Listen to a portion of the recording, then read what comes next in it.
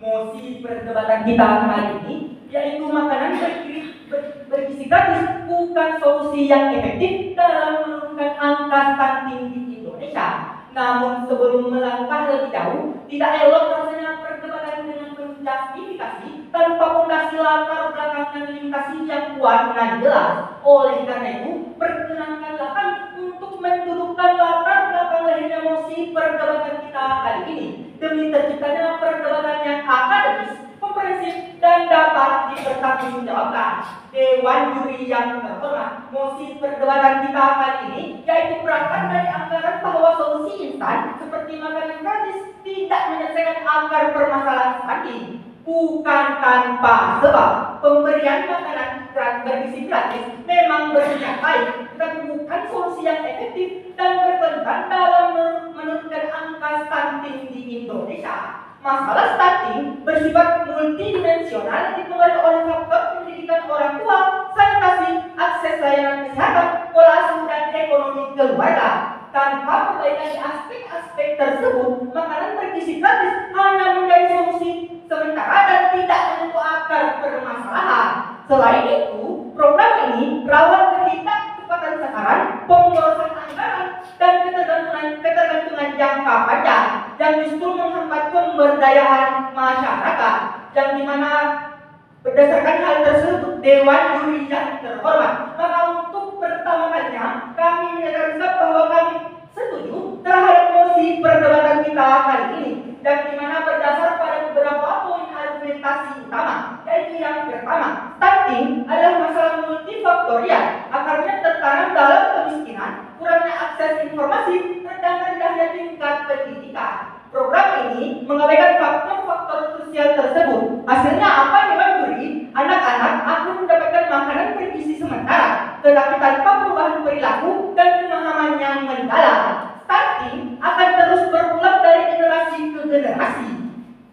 Investasi besar-besaran tanpa strategi holistik yang mengintegrasikan edukasi gizi, peningkatan akses sanitasi, dan pemberdayaan ekonomi keluarga hanyalah pemborosan sumber daya dan waktu. Yang kedua, risiko salah sasaran dan korupsi dalam program makan bergizi gratis bukan sekedar kekhawatiran teoretis, melainkan telah terbukti dalam praktik kebijakan sosial di Indonesia. Salah satu contoh yang paling relevan adalah kasus korupsi bantuan sosial COVID-19 tahun 2020. Dalam kasus ini, Menteri Sosial saat itu, Juliari P. Batubara, ditetapkan sebagai tersangka oleh Komisi Pemberantasan Korupsi karena menerima suap sebesar 32 miliar dari penyedia pengadaan sembako. Yang ketiga, berdasarkan studi komparasi, India menjalankan program makan siang gratis untuk anak sekolah dasar sejak tahun 1995. Namun, laporan UNICEF dan World Bank menyebutkan bahwa program ini mengalami banyak masalah implementasi pada tahun 2013. 23 anak di Bihar meninggal dunia karena makanan basi yang disediakan di sekolah. Sedangkan Brasil adalah contoh negara dengan penurunan stunting signifikan, bukan karena makan gratis, tetapi karena pendekatan multisektor menggabungkan bantuan tunai dengan cara kunjungan ke fasilitas kesehatan. Maka dari itu, kami tegaskan bahwa kami dari UNPRO menyatakan bahwa program makan bergizi gratis bukanlah solusi efektif mengatasi stunting di Indonesia, yang dimana ketiga poin argumentasi tersebut akan dielaborasi lebih lanjut oleh pembicara kedua dan pembicara ketiga dari tim kami. Sekian dan terima kasih. Baik, untuk tim pro, pembicara pertamanya menyisakan waktu sebanyak 48 detik. Selanjutnya, kesempatan yang sama saya berikan kepada tim pembicara pertama dari tim kontra untuk menyampaikan argumentasi pembukanya. Waktu 5 menit dimulai ketika kata pertama diucapkan.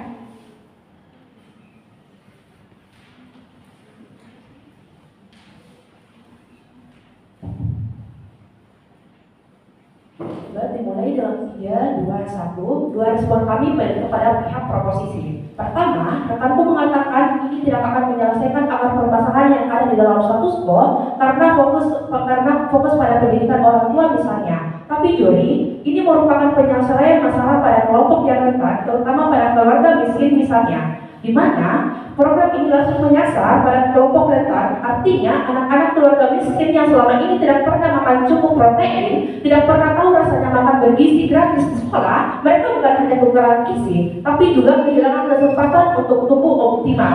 Ketika negara hadir dan memberikan makan bergizi itu setiap hari, tentu ini bukan hanya sekedar makan saja, tapi itu merupakan soal intervensi kesehatan, ekonomi, dan pendidikan sekaligus. Lalu dua, akan ada pemborosan anggaran yang terjadi di pihak oposisi. Juli, tak elok rasanya ketika proposisi mengatakan akan ada pemborosan anggaran, karena pemerintah sebelum pemerintah melakukan program ini, pada akhirnya pemerintah menganalisis terlebih dahulu apa yang kurang di dalam status quo, sehingga ini merupakan akar penyelesaian yang akan diselesaikan oleh pemerintah itu sendiri, dan Prabowo dan Gibran melakukan program ini. Dewan Juri yang terhormat, kami percaya bahwa program makan bergizi gratis adalah solusi yang efektif. Karena apa? Ini tidak berdiri sendirian, tapi menjadi gerbang intervensi gizi, edukasi, dan perbaikan sistematik yang secara menyeluruh, terutama untuk masyarakat paling rentan yang selama ini tidak tersentuh.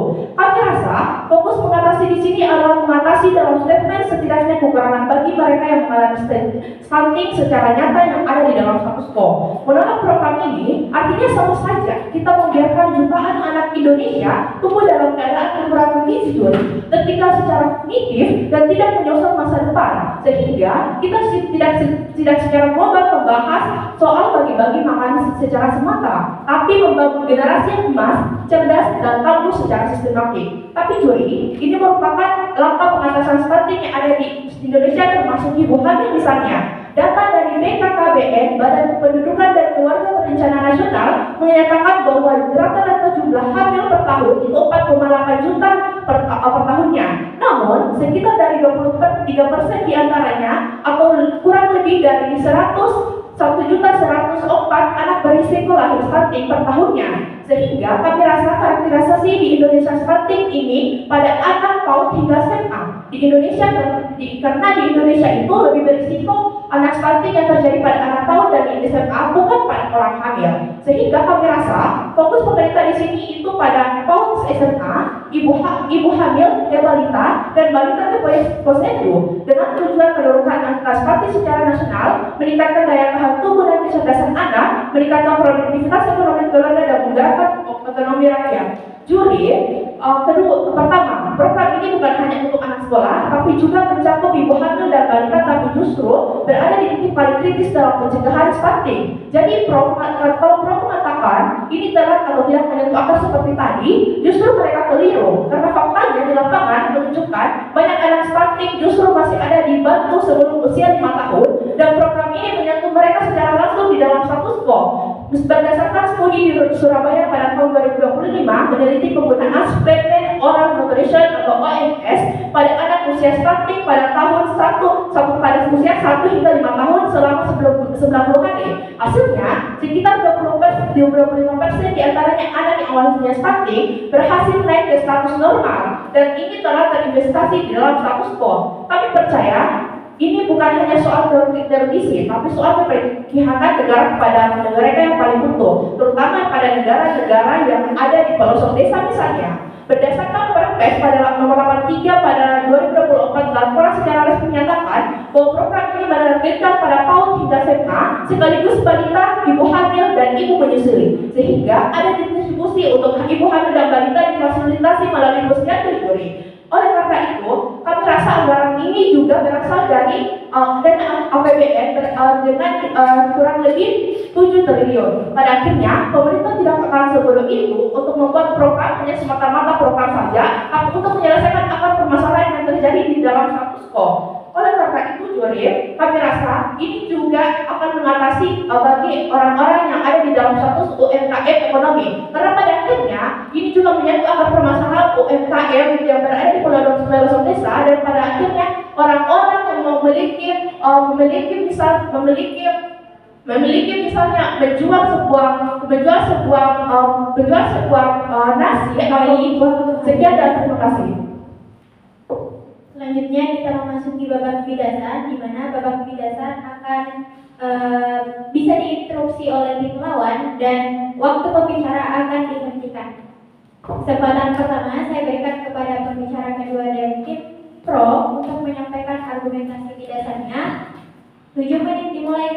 kata pertama diucapkan. Sebelum memasuki tataran argumentasi, izinkan kami terlebih dahulu membahas beberapa kesalahan berpikir dari rekan tim kontra. Yang pertama, rekan-rekan dari tim kontra mendalilkan bahwa penerapan program makanan bergizi akan menyelesaikan masalah karena memperbaiki gizi karena adanya keterlibatan dari Badan Gizi Nasional dan Ahli Gizi. Akan tetapi Dewan Juri berfakta data lain. Di Sentarjo, 16 Januari tahun 2025, sebanyak 40 siswa mengalami keracunan yang diakibatkan oleh makanan yang didistribusikan oleh program makanan bergizi.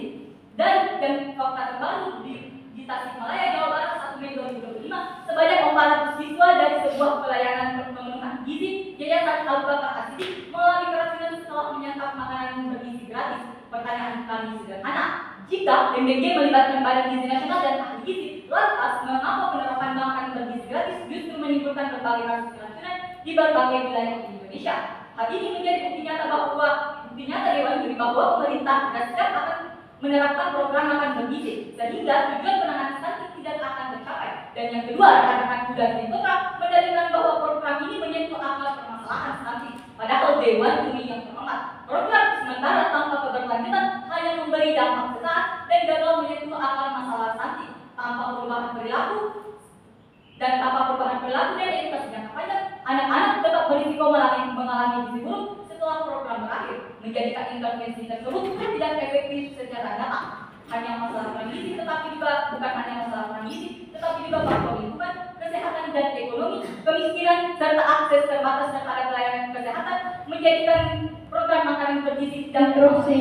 Baik, tahan, silakan. Baik, juri, kalau saya buktikan kenapa alasan mereka tidak eksklusif. Pertama, terkait sanitasi, pendidikan, dan kemiskinan, saya rasa pemerintah sudah punya yang namanya Astagita, di mana mereka tetap kok untuk mengatasi apa akar permasalahan. Jadi inti perdebatan kita adalah bagaimana membuktikan bahwa MBG itu adalah solusi yang efektif, dan mereka tidak sama sekali membuktikan karena alasan mereka tidak eksklusif dan tidak bisa kita beli. Oke, komentar saya terima.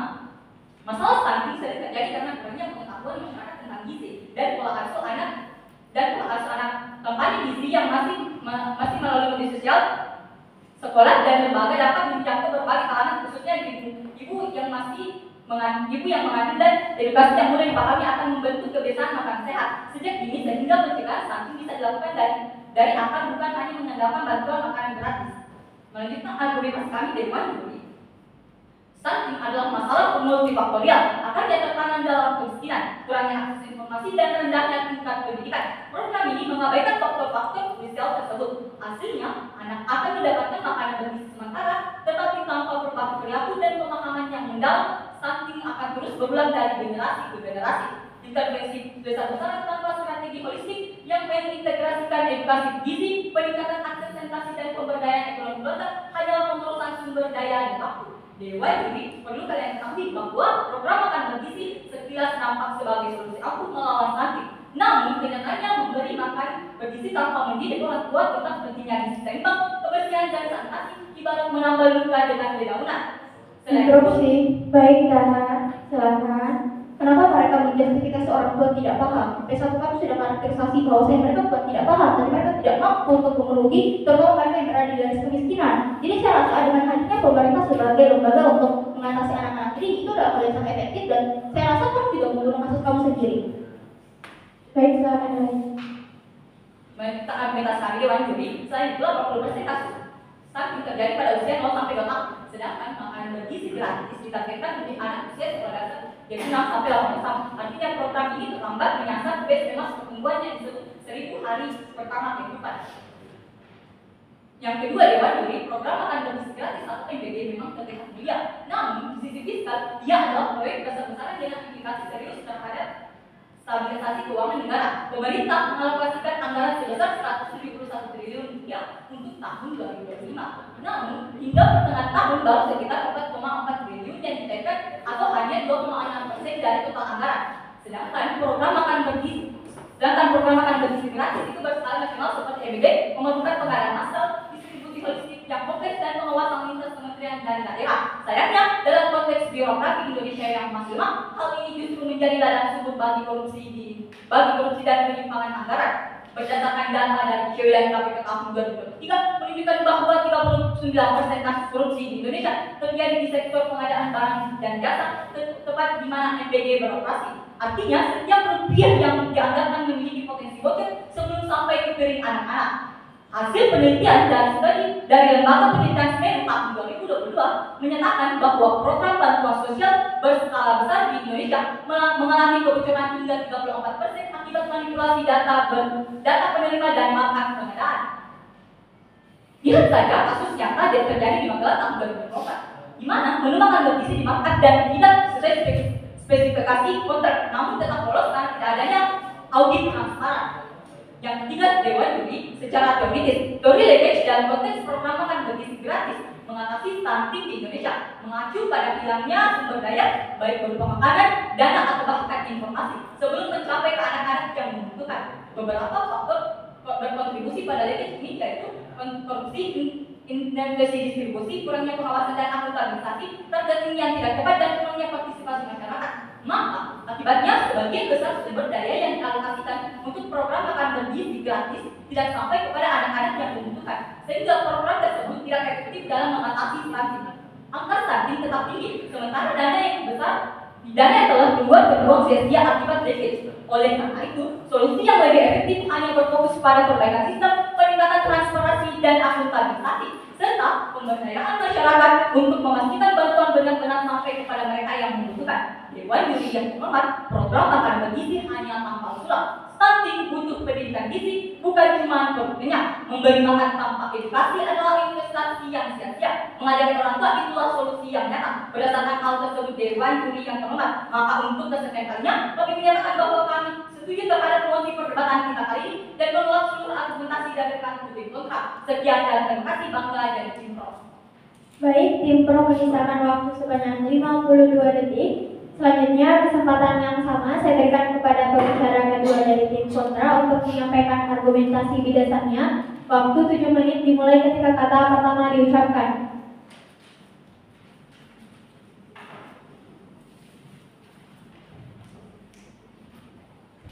Debat akan saya mulai dalam hitungan 3, 2, 1. Beberapa analisis kenapa pemikir yang ada di pihak proposisi itu tidak bisa dikritik oleh Dewan Juri yang terhormat.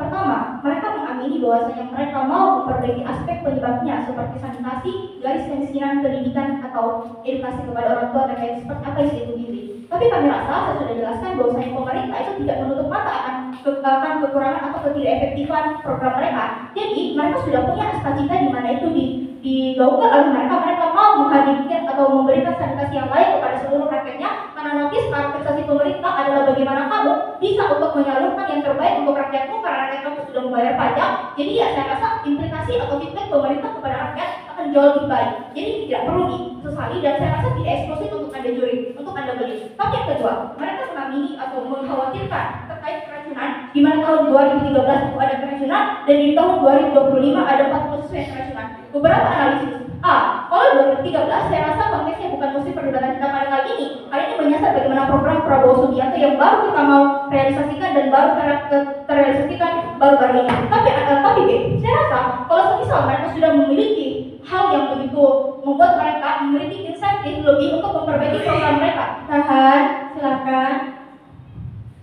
Tolong berikan kepada kami secara kualitatif dan kuantitatif bahwa makanan bergizi gratis merupakan solusi yang solutif dalam menurunkan angka stunting. Padahal sejatinya faktor utama penyebab stunting yaitu pola asuh yang salah, buruknya sanitasi dan kurangnya edukasi gizi dalam keluarga. Apakah hanya dengan memberi makanan bergizi gratis setiap siang hari maka akan menyelesaikan permasalahan stunting? Sekian dan terima kasih. Saya rasa proses sudah dikarakterisasi di mana Indonesia. Saya akan jelaskan datanya bahwasanya status quo Indonesia itu lebih banyak anak stunting di masa sekolah. Jadi saya rasa penerapan MBG itu tidak ada, bukan merupakan solusi yang keliru. Tapi Dewan Juri yang terhormat yang keempat, mereka mengamini bahwasanya ada 1000 hari pertama kehidupan. Kami mengamini karena itu dan kami tidak menutup mata akan alasan medis. Tapi kami rasa kalau penjelasan status quo Indonesia, karakterisasi musik Indonesia adalah bagaimana masalah stunting itu lebih banyak dialami oleh anak dan laki-laki stunting. Dan saya rasa untuk pengatasan seperti bagaimana konteks mengatasi itu sudah dijelaskan oleh WHO, bahwasanya yang mengatasi stunting itu tetap berlaku meski anak sudah lewat golden age-nya atau 1000 hari pertama kehidupan. Yang penting kualitas hidupnya itu naik dan itu sudah termasuk dalam kategorisasi mengatasi stunting itu sendiri. Tapi yang kelima, mereka mengamini bahwa ada korupsi dan mereka mengkhawatirkan adanya namanya korupsi. Tapi saya rasa permasalahan seperti ini bukan titik utama. Tahan, silakan.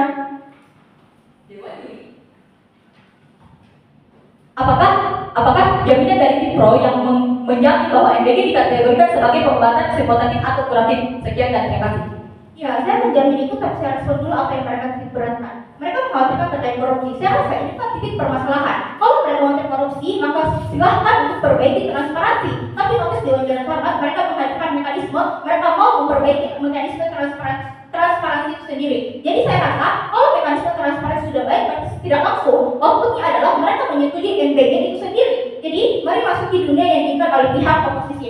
Layer pertama, kenapa MBG itu sudah tetap efektif, tapi meski dia fokus utama dalam SD, SMP, dan SMA? Kita lihat realitas populasi stunting sekarang. Ini didominasi oleh anak usia sekolah. Karena data dari SSJI 2022 dan Riskesdas 2018 menunjukkan bahwa proporsi anak stunting terbesar di Indonesia adalah kelompok usia di atas 5 tahun. Silakan. Baik, buktikan kepada kami secara kuantitatif dan kualitatif bahwa program makan bergizi gratis mampu menurunkan angka stunting secara berkelanjutan dan signifikan di Indonesia. Kontra, gagal menjawab hal fundamental tersebut, yakni apakah program ini benar-benar berdampak jangka panjang dan mengasur akar masalah maka seluruh argumentasi mereka. Sekian, terima kasih. Saya kenapa ini belum terlalu maksimal dalam pembuktian karena ini baru direalisasikan, tapi saya akan buktikan kenapa posisi oposisi itu lebih realistis dibandingkan mereka dan ada jaminan jangka panjang. Tapi saya lanjut. B. Apa yang dilakukan MBG untuk mereka semua? MBG itu kan tidak bisa menambah tinggi badan secara instan, tapi secara medis dia bisa mencegah kerusakan lebih lanjut dan memaksimalkan sisa potensi pertumbuhan yang ada dan dampaknya secara psikologis.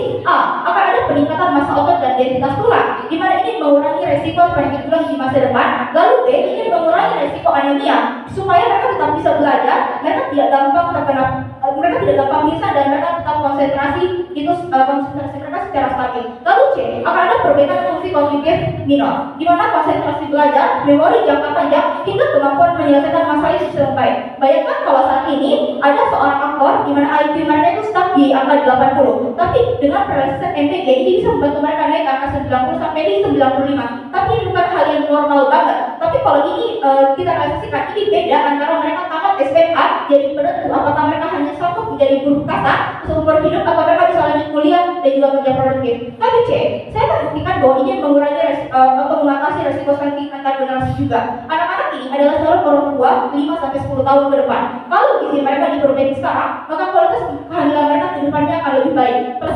Plasenta mereka lebih sehat dan resiko anaknya stunting itu bisa ditekan. Dan kalau Pro bilang, kenapa kita tidak fokus ke ibu hamil saja? Kalau kita tidak selamatkan anak-anak SMP dan SMA hari ini, maka 5 tahun lagi mereka jadi perang parah penyakit stunting. Jadi kalau mau efektif, dua-duanya harus tersentuh dan itu ada di realisasian MBG. Sudah dijelaskan oleh pembicara satu kali, bukan hanya pada anak SMP, SMA, dan SD, tapi juga ada pada ibu hamil dan juga bayi 5 tahun, bayi di bawah 5 tahun. Tapi juri notis bahwasanya kita akan memiliki dampak yang signifikan. Satu, akan ada jutaan anak sekolah tetap terjebak dalam stunting kronis tanpa perbaikan di pihak proposisi. Karena menurut data SSJI 2022, sekitar 21% anak usia 5 sampai 18 tahun di Indonesia masih mengalami stunting. Ini membuat mereka tetap hidup dengan anemia kronis, IQ stagnan di level rendah, risiko dropout sekolah itu akan meningkat, dan produktivitas rendah pada saat dewasa. Dan mereka juga akan rentan pengangguran, mereka mudah jatuh miskin, bahkan beban BPJS di depan dan jaminan sosial itu makin berat di masa depan. Dan dalam 10 tahun, Indonesia itu akan punya bonus demografi yang palsu karena jumlah usia produktif tinggi, tapi kualitas sumber daya manusia itu rendah akibat stunting yang dibiarkan. Jadi saya rasa mereka sama sekali tidak pernah menyentuh angka permasalahan karena saya sudah buktikan dan berdasarkan data yang saya jelaskan. Tapi dua, istri mereka akan muncul generasi calon ibu baru dan tetap dengan status gizi buruk. Karena banyak anak perempuan SMA hari ini itu sudah mengalami stunting dan anemia. Kalau mereka tetap kekurangan gizi pada saat ini, maka 5 sampai 10 tahun lagi ketika mereka mengandung, maka mereka masuk kelompok yang berisiko kehamilan berisiko tinggi, mereka melahirkan bayi dengan berat badan yang lebih rendah dan resiko anak mereka stunting stunting sejak lahir itu kan jauh lebih tinggi. Tapi yang penting dicatat adalah program MBD ini bukan berarti mengabaikan ibu hamil dan juga balita, karena pemerintah tetap kok menjalankan program-program seperti pemberian makanan tambahan untuk ibu hamil, program gizi balita di posyandu, intervensi gizi spesifik, dan program stunting stunting. Artinya, MBD adalah tambahan lapisan perlindungan untuk kelompok anak usia sekolah yang sebelumnya nyaris tidak tersentuh intervensi gizi besar-besaran, dan inilah output di pihak proposisi. Tapi kalau mereka mengatakan bahwa sekarang kontra mau bilang salah, tapi kita flip argumentasi mereka. Pertama, kita sadar bahwa definisi mengatasi stunting itu tidak cuma soal mengejar tinggi badan dalam waktu singkat, tapi kita mengatasi stunting sama dengan mengintervensi semua aspek dampak biologis, kognitif, dan fungsional akibat stunting. Jadi apa yang saya sudah jelaskan kepada Anda, argumentasi yang mereka gaungkan sudah saya flip dari awal. Jadi argumentasi mereka tidak eksklusif, dan saya rasa apa yang saya bawakan tidak akan pernah mereka bantah meskipun itu lahir GP3. Untuk semua alasan, bangga menolak mosi. Selanjutnya, kesempatan yang sama saya berikan kepada pembicara ketiga dari tim Pro untuk menyampaikan argumentasi bijaksanya dengan waktu yang sama, waktu 7 menit dimulai ketika kata pertama diucapkan. Dewan juri yang terhormat, sebelum memasuki tataran argumentasi, perkenanlah kami untuk terlebih dahulu membilas beberapa poin argumentasi dan kontra. Yang pertama, Dewan Juri, rekan-rekan kami dari tim kontra sedang tadi menjustifikasi bahwa akan ada pemborosan anggaran pada pemerintah. Mereka mengatakan bahwa dengan MBG dapat membangun anak cerdas. Mereka merasa bahwa dengan anggaran tersebut akan mengatasi anggaran. Sungguh amat menyayat hati Dewan Juri ketika tim kontra tidak membuka mata terhadap fakta-fakta yang ada. Mereka mengabaikan kenyataan bahwa salah satu penyebab utama stunting di Indonesia adalah kekurangan akses terhadap makanan bergizi, terutama bagi anak-anak dari keluarga prasejahtera. Dalam konteks ini, program makanan bergizi gratis justru menjadi intervensi langsung yang logis dan terukur. Program ini tidak hanya memberikan asupan gizi harian yang dibutuhkan anak, tetapi juga menjadi bentuk kehadiran negara dalam mengatasi ketimpangan sosial dan ekonomi. Mengatakan program ini tidak efektif tanpa menawarkan alternatif konkret yang bisa menjangkau secara masif dan konsisten, jujur memperlemah posisi tim kontra sendiri. Kedua, rekan-rekan kami dari tim kontra sedang tadi menjustifikasi bahwa solusi efektif program ini menyentuh akar permasalahan. Mereka menjamin bahwa MDG akan berjalan jangka panjang. Sangat amat menyayat hati ketika rekan dan tim kontra masih stuck pada pemikiran primitif yang dimana stunting bukan semata-mata soal kekurangan makanan, melainkan persoalan multidimensi, yaitu kemiskinan struktural, sanitasi buruk, yang Introduksi saya buktikan bahwa saya tidak eksklusif karena saya sudah bantah ada loh cita-cita di mana program pemerintah tetap direalisasikan. Jadi alasan terkait kemiskinan struktural, sanitasi, secara sudah terbantah dari awal ketika saya menginstruksi pembicara kedua mereka di Dewan Juri yang terhormat. Silakan dilanjut. Dalam laporan hasil pemeriksaan LHP BPK 2021 ditemukan berbagai penyimpangan pada program makan tambahan untuk anak sekolah di daerah-daerah tertentu. Contohnya, di beberapa kabupaten, makanan yang disalurkan tidak sesuai dengan standar gizi Dewan Juri yang ditentukan. Bahkan dalam beberapa kasus, makanan disalurkan dalam kondisi basi dan tidak layak konsumsi. Melanjutkan argumentasi kami serta lemahnya pemantauan tumbuh kembang anak, program makanan bergizi gratis hanya untuk pembukaan masalah. Ia bersifat sementara dan tidak menjamin perubahan jangka panjang. Apa jadinya ketika anggaran tidak lagi tersedia? Apakah pola makan kesedaran gizi keluarga berubah? Tidak diwajibkan. Artinya, program ini tidak menyasar akan masalah, hanya meredam gejala. Yang kami tawarkan adalah solusi yang jauh lebih fundamental, yaitu edukasi gizi kepada ibu dan keluarga, penguatan posyandu dan puskesmas. Baik, tahan. Silakan. Awal membahas soal keracunan, kami rasa ini sudah dibahas dari awal karena pemerintah akan memperbaiki insiden program mereka. Baik, silakan dilanjut. Baik, paling relevan adalah kasus korupsi bantuan sosial atau yang disebut Bansos COVID-19 tahun 2020. Dalam kasus ini, Menteri Sosial saat itu, Juliari Batubara, ditetapkan sebagai tersangka oleh Komisi Pemberantasan Korupsi KPK karena menerima suap sebesar 32 miliar rupiah dari penyedia pengadaan sembako. Melanjutkan argumentasi kami, maka mereka mampu menjaga pola makan anak secara mandiri, bukan bergantung pada program yang belum tentu berkelanjutan. Jadi, ketika tim kontra tidak menjawab kompleksitas masalah stunting dan hanya terpaku pada satu program populis, kami tegaskan bahwa program akan bergizi gratis bukanlah solusi yang efektif. Ketika rekanku dan tim putra tetap menggunakan paradigma tersebut yang paling relevan adalah kasus korupsi bantuan sosial bansos COVID-19 tahun 2020. Dalam Interupsi. silahkan Baik, saudara. kalau terkait korupsi, saya rasa bukan MBG yang bermasalah, tapi proses pemerintahan yang keliru. Jadi saya rasa kalau mau itu efektif, silahkan perbaiki mekanismenya. Dan saya rasa itu disampaikan oleh pembicara kedua. Jadi output di pihak mereka, kalau mekanisme transparansi sudah baik, maka mereka menyodorkan MBG. Jadi sepertinya mereka kontradiktif. Baik, silakan lanjut.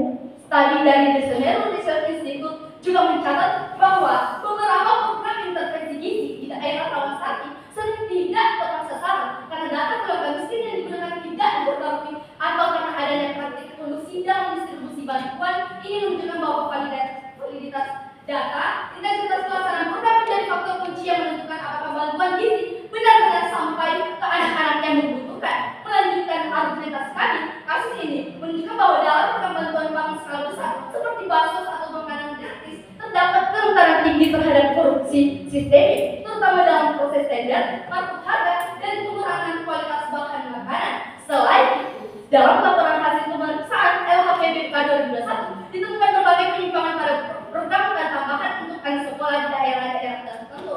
Contohnya, di beberapa kabupaten makanan yang disalurkan tidak sesuai dengan standar gizi yang ditentukan. Bahkan dalam beberapa kasus, makanan disalurkan dalam kondisi basi dan tidak layak dikonsumsi. Ini mencerminkan lemahnya kualitas dan tidak adanya pengawasan berlapis di tingkat pelaksana.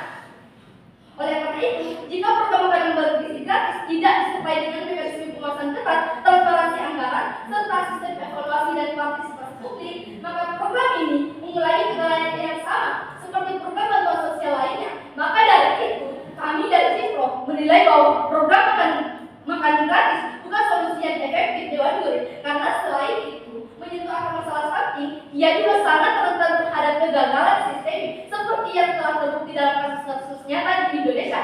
Data dan fakta yang telah kami sampaikan sejatinya semakin mempertegas justifikasi kami bahwa program MBG merupakan solusi efektif dalam mengatasi masalah stunting dan peningkatan SDM di Indonesia. Yang pertama, secara legal substansi kami akan mendorong untuk memperkuat legal framework MBG melalui beberapa klausul yang harus diatur seperti mengatur standar gizi sesuai kebutuhan usia, kriteria, penerimaan manfaat MBG, mekanisme pengadaan dan distribusi logistik, pendanaan berkelanjutan, dan mekanisme pengaduan. Korupsi. Silakan saudara. Kalau permasalahan terkait korupsi dan juga sanitasi serta kemiskinan sudah saya bantah, kenapa mereka terus membawa itu sampai P3? Karena saya rasa tidak ada alasan eksklusif Dewan Juri dan saya sudah berikan parameter kepada Dewan Juri yang terhormat. Ya, baik, silakan lanjutkan. Baik, Kementerian Legal terkait seperti Kementerian Kesehatan, Kementerian Pendidikan, Kementerian Keuangan, pemerintah daerah, dan sebagainya untuk mengevaluasi dan menindaklanjuti permasalahan teknis MBG. Melanjutkan argumentasi kami, dua, secara legal struktur kami akan mendorong pembentukan Badan Koordinasi Nasional MBG yang memiliki kewenangan koordinasi lintas sektoral yang akan melibatkan kementerian. Dan ketiga, secara legal kultur, kami akan mengadakan sosialisasi secara masif kepada masyarakat, terutama orang tua, siswa, dan pihak sekolah mengenai tujuan, manfaat, dan pentingnya program MBG berdasarkan studi komparasi Dewan Juri. India menjalankan program makan siang gratis untuk anak sekolah dasar sejak tahun 1995. Namun laporan UNICEF dan World Bank menyebutkan bahwa program ini mengalami banyak masalah implementasi pada tahun 2013. Ada 23 anak di Bihar meninggal dunia karena makanan basi yang disediakan sekolah. Sekian, terima kasih bakal menjadi tim pro. Oke, baik, menyisakan waktu sebanyak 18 detik. Selanjutnya, kesempatan yang sama saya berikan kepada pembicara ketiga dari tim kontra untuk menyampaikan argumentasi dasarnya dengan waktu yang sama. Waktu 7 menit dimulai ketika kata pertama diucapkan.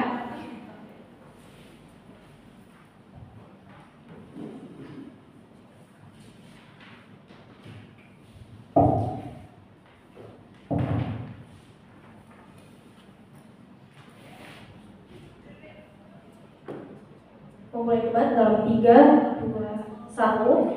Aku paham saat tim government khawatir makanan bergizi gratis gak akan sampai ke masyarakat karena kurangnya edukasi terkait gizi, maka mereka anggap yang paling penting adalah memberikan edukasi terkait gizi saja. 3 respon akan hal ini. 1. Aku rasa edukasi tetap akan berjalan di sisi kami. Karena A, setidaknya anak-anak bisa tahu seperti apa bentuk gizi gratis. B, setiap sosialisasi akan ada bupati ataupun gubernur di daerah sana yang akan turun langsung untuk menjelaskan seperti apa program makanan bergizi gratis di sana. C, ini akan diperbincangkan masyarakat di sosial media karena ini adalah skala prioritas pemerintah, di mana pada akhirnya gizinya akan diperhatikan oleh masyarakat itu sendiri. Tapi oke, saya akan klasifikasikan 3 garis pada perdebatan kita kali ini. 1, apa sebenarnya makna mengatasi stunting? 2, apakah program MBG sudah tepat sasaran? Dan ketiga,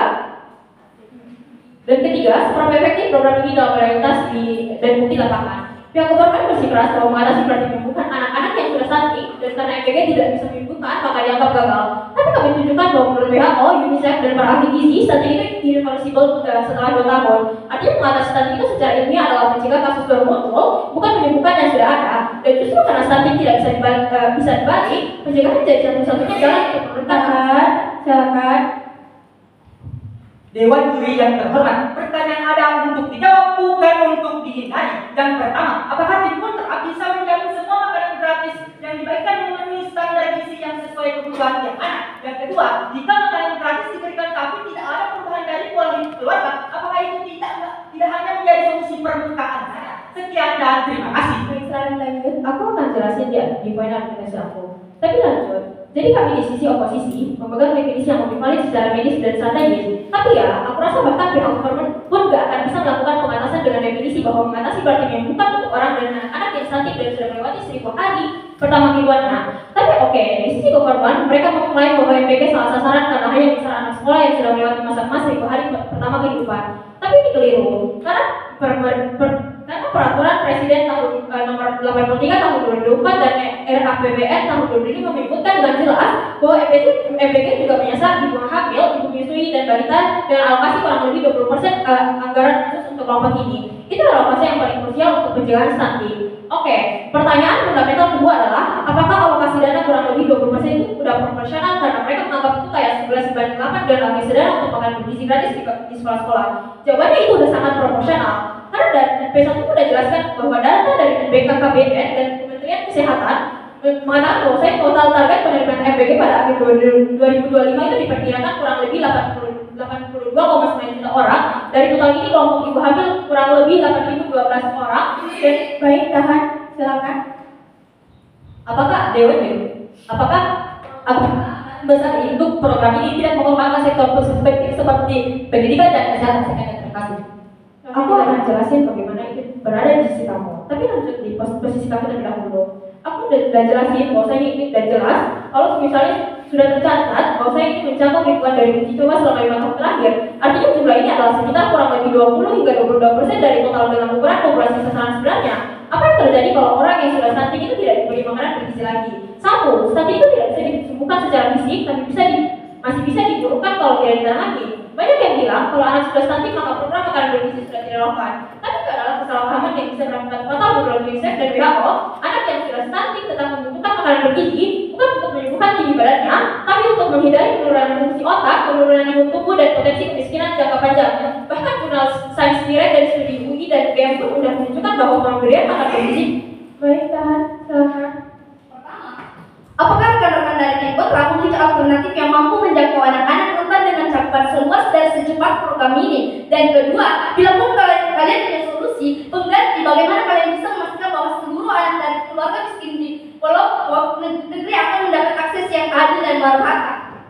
Juli, ini udah kami jelaskan kalau misalnya program MBG ini akan dijadikan skala prioritas. Artinya, ini akan menjadi program pertama yang akan diurus oleh pemerintah. Dan inilah yang akan diurus oleh pemerintah. Bagaimana pada akhirnya makanan bergizi gratis ini akan tersebar di masyarakat di daerah-daerah manapun itu pada akhirnya. Tapi aku akan jelasin di sini bagaimana sebenarnya MBG ini dapat mengatasi stunting terlebih dahulu. Juli, aku udah jelasin bagaimana stunting itu tetap dibutuhkan oleh orang yang sudah melewati 1000 kehidupan hari pertamanya. Tapi kita lihat, kalau kita ingin buktikan global bahwa program makanan bergizi gratis bisa mengatasi stunting, kita bisa lihat Brazil. Sejak 2003, lewat program POM Zero dan PNAE, program makanan di sekolah berbasis gizi, angka stunting turun fantastis dari 37% menjadi 7% dalam 3 dekade. Dan bukan hanya angka, menurut epidemiolog terbuka Profesor Kaiser Tora, intervensi gizi sejak masa kanak-kanak memulai sekolah secara signifikan meningkatkan tumbuh kembang dan kapasitas kognitif anak. Tapi oke, apa kontribusi kami sebagai pihak oposisi aku akan jelaskan. Tapi terlebih dahulu aku akan bidas argumentasi mereka. Satu, mereka mengatakan bahwasanya MBG hanya solusi sementara. Aku udah jelasin kepada Anda semua bagaimana sih peran MBG tersebut dalam mengatasi stunting, terkait bagaimana MBG itu hadir kepada anak-anak yang kepada ibu hamil dan kepada anak-anak yang sudah terlanjur stunting. Itu sudah jelas di sisi kami bahwa ini akan membantu mereka. Tapi oke, mereka membawakan bahwasanya ini akan terjadi ketergantungan jangka panjang. Juri, aku akan jelaskan bahwasanya ini tidak akan buat mereka ketergantungan. Satu, kalau hidup mereka udah baik dan angka stunting di Indonesia itu udah menurun karena udah dari P1 hingga P2 dan aku sendiri udah jelaskan kalau misalnya ini akan menurunkan angka stunting, bahkan kami pun udah memberikan bukti yang nyata seperti di Brazil misalnya. Tapi mereka sempat membawakan bahwasanya Brazil itu menggunakan pendekatan multisektor dengan memberikan uang tunai pada rakyatnya. Tapi mereka nggak menjelaskan program pemerintah Brazil itu yang dimaksud seperti apa. Karena aku udah jelaskan bahwasanya Brazil itu punya program waktu bahwasanya ada namanya program Zero dan PNAE, di mana program akan disulat basis gizi. Itu nggak bisa dibantah oleh pihak proposisi pada akhirnya. Tapi oke, ini kenapa ini nggak akan membuat mereka bergantung? Salah satu, kalau hidup mereka udah baik, pada akhirnya ini mereka udah nggak membutuhkan program ini lagi. Kedua, kalau misalnya angka udah menurun, artinya alokasi pemerintah itu bisa pelan-pelan juga menurun. Artinya ini udah bisa nggak jadikan skala prioritas. Kenapa Presiden Prabowo kita ingin jadikan skala prioritas? Karena ini adalah urgensi yang jelas di depan mata, bahwasanya angka stunting di Indonesia itu makin sangat banyak pada akhirnya. Tapi oke, mereka bilang terkait salah sasaran dan korupsi, dan mereka membawakan contoh kasus seperti bantuan sosial COVID-19. Tapi satu, kalau kamu belajar geografi, kamu akan belajar tentang de facto, di mana data penambahan penduduk itu akan kamu dapatkan setiap 12 bulan ataupun 6 bulan. Artinya nggak akan ada penduduk yang nggak didata. Tapi kalau mereka membawa tentang bansos COVID-19. Satu, bansos COVID-19 itu nggak prioritas pada saat itu, dan di situ nggak disorot oleh media. Pada akhirnya apa? Transparansi terjadi di bansos COVID-19 itu nggak setransparan seperti MBG ini, karena MBG ini jelas prioritas dan ini sudah di-up di media, maka dari situ masyarakat akan memantau bagaimana pemerintah itu sendiri menjaga untuk pengawasan memenangkan pihak oposisi. Oke, selanjutnya kita memasuki babak terakhir yaitu babak closing statement. Saya ingatkan kembali bahwa yang bisa untuk menjadi pembicara penutup hanya pembicara satu ataupun pembicara dua dari setiap tim. Waktu 3 menit dimulai, untuk sesi ini akan dimulai dari tim kontra. Waktu 3 menit dimulai ketika kata pertama diucapkan.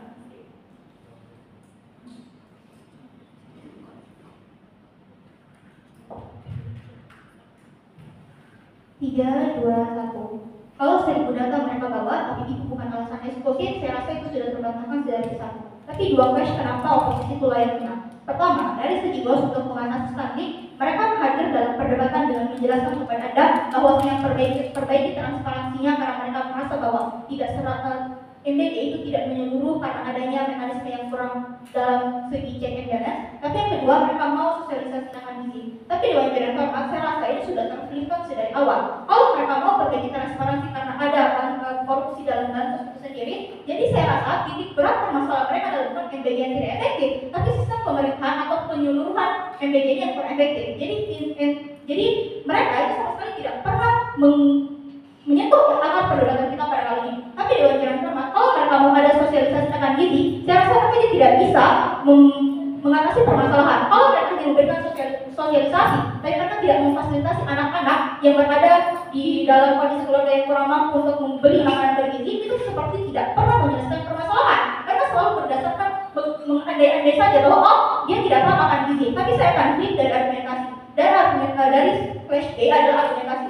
Pertama, mereka membahas terkait korupsi. Saya rasa sudah dijelaskan ini tidak menitik beratkan perdebatan. Kedua, mereka mau transparansi. Ketiga, mereka mengkhawatirkan hal mengkhawatirkan terkait beracun. Saya rasa kalau itu sudah ada, maka pemerintah itu punya presiden untuk bisa memperbaiki sistemnya. Jadi kamu tidak perlu mengkhawatirkan karena pemerintah bukan orang yang tidak paham apa yang dibutuhkan oleh masyarakat, terutama kalau kasus ini sudah di-up di sosial media. Karena mereka mau memperbaiki kesejahteraan rakyat karena mereka punya cita-cita untuk digapai. Tapi dengan jalan terang, kalau mereka mengatakan bahwa orang itu tidak paham, saya rasa orang itu sudah paham bahwa saya sebagai orang tua harus memenuhi gizi anak saya. Tapi dalam kondisi ekonomi yang tidak mampu, maka hadirlah BMDG ini di sekolah-sekolah karena kita melihat bahwasanya data berdasarkan SSGI 2023 survei status gizi Indonesia bahwasanya ada 21,5% di Indonesia itu stunting. Padahal menurut WHO angka batas aman itu hanya kurang dari 20%.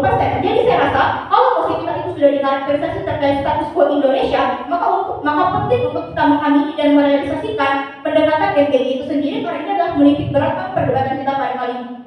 Tapi kalau mereka bilang adanya 1000 HPK yang mau mereka atasi, dua respon akan sudah saya jelaskan terkait bagaimana kami tetap akan merealisasikan BMDG kepada orang hamil ataupun balita itu sendiri. Dan yang kedua, terkait bagaimana mereka mampu kalau mereka memprioritaskan ke 1000 HPK, padahal saya sudah jelaskan data yang kami perlukan bahwasanya status quo Indonesia itu berakar pada bagaimana anak-anak sekolah banyak yang mengalami stunting atau sudah terlanjur stunting. Padahal WHO sudah menjelaskan bahwasanya untuk mengatasi stunting itu tetap berlaku meski anak sudah lewat golden age-nya, yang penting kualitas hidupnya itu naik. Jadi saya rasa apa yang sudah saya jelaskan kepada Anda, saya sudah flip semua kasus yang mereka bawakan, tapi mereka tidak pernah menerima instruksi yang sudah kami berikan. Itu semua alasan bangga menolak. Baik, kesempatan yang sama saya berikan kepada pembicara penutup dari tim Pro. Waktu 3 menit dimulai ketika kata pertama diucapkan.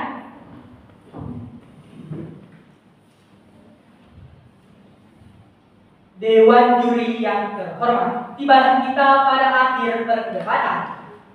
Sebagaimana ada hidangan pembuka, ada hidangan penutup. Maka dari itu, perkenankanlah kami untuk memberikan hidangan penutup setingkat lebih tinggi dari hidangan hambar tanpa rasa yang sedari tadi dibangga-banggakan oleh rekan-rekan kami dari tim kontra. Dewan juri setidaknya terdapat beberapa logikal fallacy dan jumping conclusion yang sedari tadi dilakukan oleh rekan-rekan kami dari tim kontra. Yaitu yang pertama, rekan-rekan kami dari tim kontra gagal memahami mosi perdebatan kita kali ini, di mana stunting bukan hanya soal kurangan asupan makanan, melainkan hasil dari kombinasi berbagai faktor seperti sanitasi yang buruk, kurangnya akses terhadap air bersih, rendahnya edukasi orang tua, infeksi berulang, serta pola asuh yang tidak tepat. Anak yang mendapat makanan bergizi sekalipun tetap bisa mengalami stunting jika tubuhnya tidak mampu menyerap nutrisi akibat seringnya terpapar penyakit seperti diare dan infeksi usus yang umumnya berasal dari lingkungan yang tidak sehat. Yang kedua, rekan-rekan kami dari tim Pro juga hanya menyandarkan sensi mereka hanya pada satu sudut pandang. Padahal ketika makanan bergizi disediakan secara cuma-cuma dalam jangka waktu yang pendek, masyarakat khususnya kelompok prasejahtera maka bisa kehilangan motivasi untuk berdiri dalam mencukupi kebutuhan gizi keluarganya. Dalam jangka panjang, ketergantungan ini justru memperlemah ketahanan pangan keluarga. Yang ketiga, rekan-rekan kami dari tim Pro juga gagal memberikan solusi yang solutif terhadap mosi perdebatan kita kali ini. Dan mereka pun gagal menjawab instruksi yang kami berikan, dan mereka hanya memutarbalikkan argumentasi mereka dengan sendirinya. Oleh karena itu, Dewan Juri, pendebat yang baik bukan hanya cakap dalam mengkritik, tetapi juga cakap dalam melahirkan solusi. Adapun solusi yang kami tawarkan ialah yang pertama, penggunaan teknologi dan big data memungkinkan pemerintah memantau status gizi anak secara elektronik berdasarkan data kependudukan, lokasi, dan hasil timbang di posyandu. Dengan data ini, intervensi seperti pemberian suplemen dan pembagian gizi bisa tepat sasaran, fokus ke anak-anak yang benar-benar berisiko stunting, bukan asal bagi makanan gratis. Yang kedua, Dewan Juri yang terhormat, masalah stunting sering terjadi karena kurangnya pengetahuan masyarakat tentang gizi dan pola asuh anak. Kampanye gizi yang masif melalui media sosial, televisi, sekolah, dan tokoh masyarakat dapat menjangkau berbagai kalangan. Oleh karena itu, Dewan Juri yang terhormat, maka untuk kesekian kalinya kami menegaskan bahwa kami setuju terhadap mosi